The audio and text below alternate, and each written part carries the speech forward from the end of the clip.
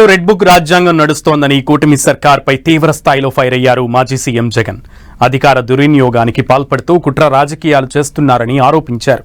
కర్నూలు జిల్లాలో పర్యటించిన జగన్ జైల్లో ఉన్న ఆలూరు ఎమ్మెల్యే విరూపాక్షిని పరామర్శించారు. ప్రభుత్వాన్ని ప్రశ్నించినందుకే తమ నేతలపై అక్రమంగా కేసులు పెట్టి అరెస్టు చేస్తున్నారని మండిపడ్డారు జగన్.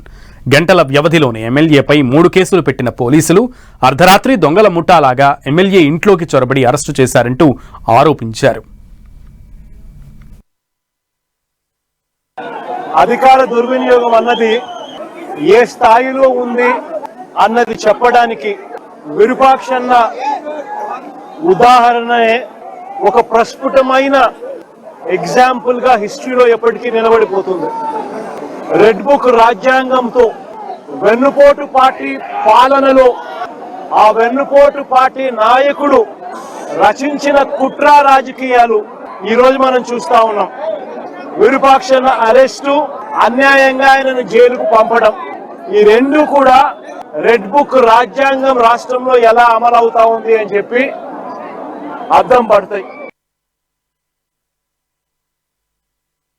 నన్ను అవమానించాలని ఇలా సేడిజం చూడు ఎలా ఉందో, సేడిస్టిక్ మెంటాలిటీ చంద్రబాబు నాయుడు గారికి ఎలా ఉంటుందని చెప్పడానికి చెప్తా ఉన్నా. నన్ను గ్రిల్ బయట నిలబెట్టించి గ్రిల్ బయటనే ఫోటో ఇలా తీస్తున్నారు. నేను అడిగినా, ఇది మామూలుగా అందరికీ ఇదే మాదిరిగానే తీస్తారా అని.